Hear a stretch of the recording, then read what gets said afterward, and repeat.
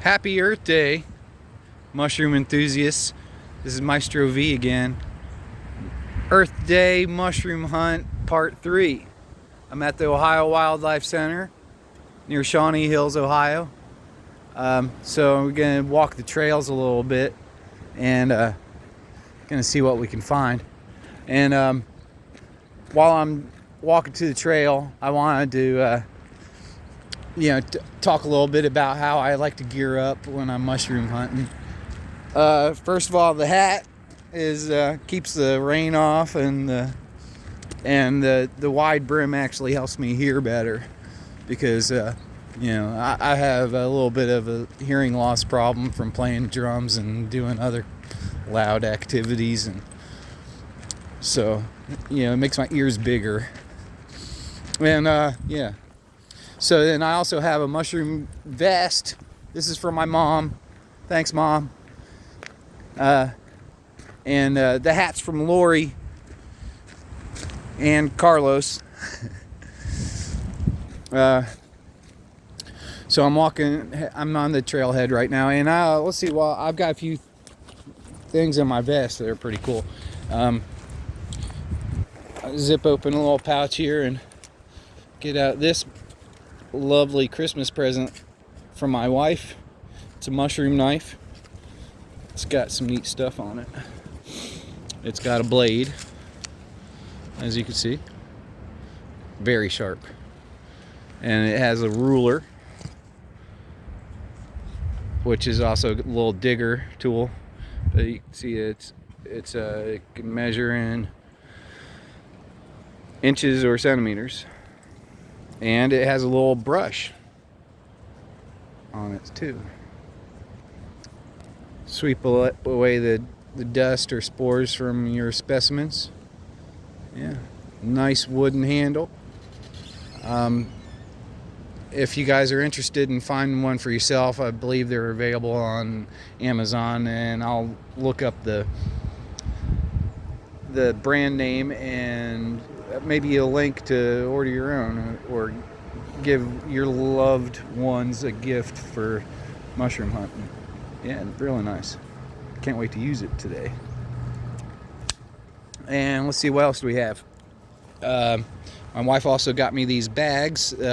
They're fishnet bags that I've got black ones and white ones, and these are so I can carry mushrooms around and still spread spores, if there's anything to that. But I also have a plastic bag from a grocery store that sometimes the mushrooms are too small for the fishnet and they'll fall through, but nice big ones I put in here. And I also have this thing that maybe you never heard about taking with you, but I think it's cool, and it's over here in this pocket.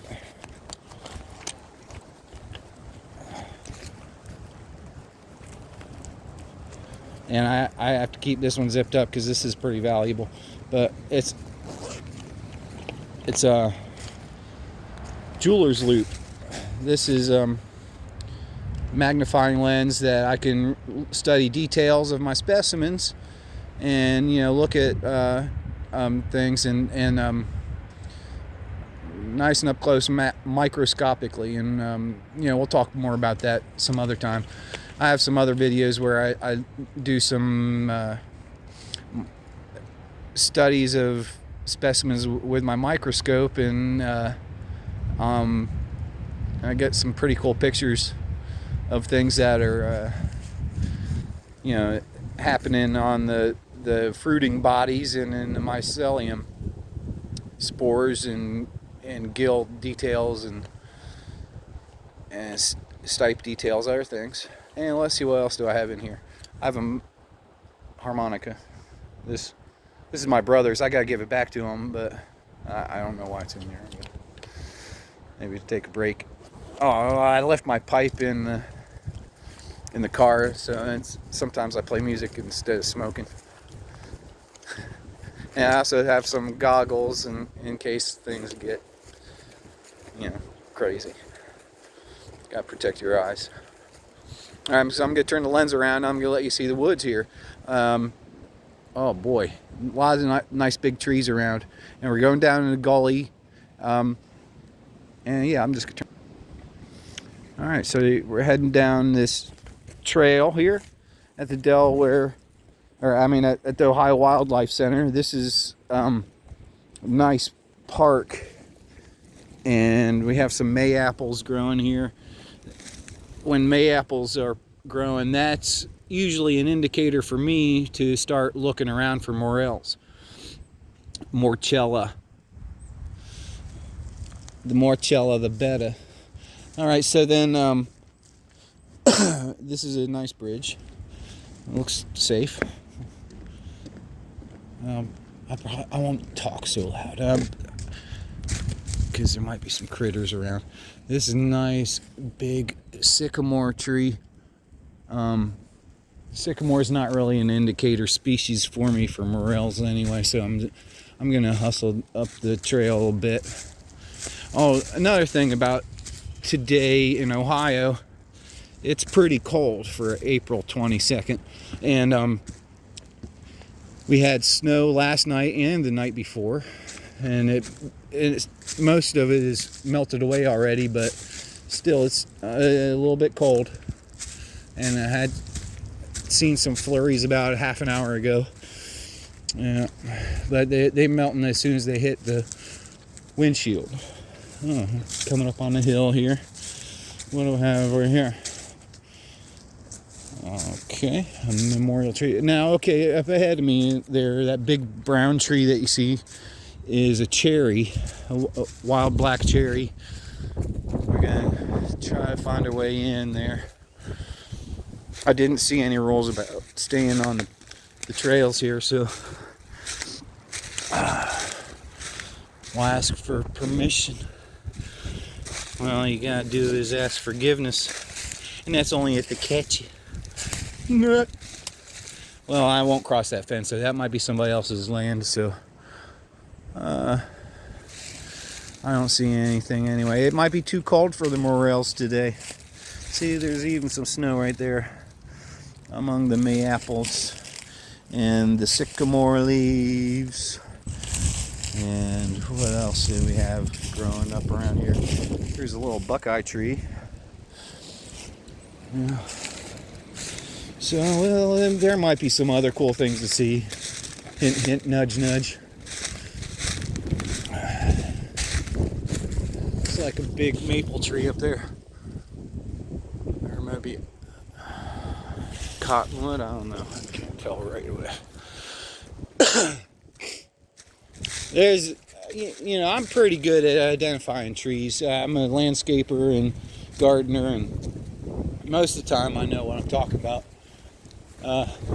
Here's a big oak tree, for example. Nice burly looking baby. Now, I'll tell you what, I have found nice big flushes of gray morels under a big oak tree like this. They're growing right down in the leaves.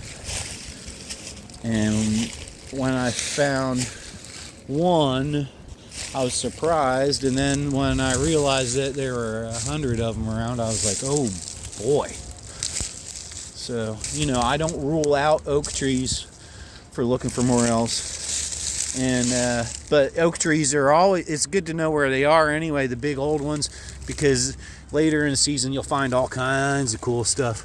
Like, I don't know what this mass is here with this moss, but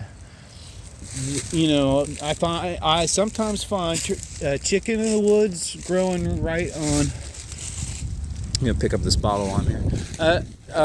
On big oak trees, right on the trunks of living trees sometimes. Yeah, I don't think they're the sulphureous species, but the Cincinnatus. So we're off the trail, and we have these things going on here. Hi. Well, I was just walking the trails, and I was making a video. I found some litter too.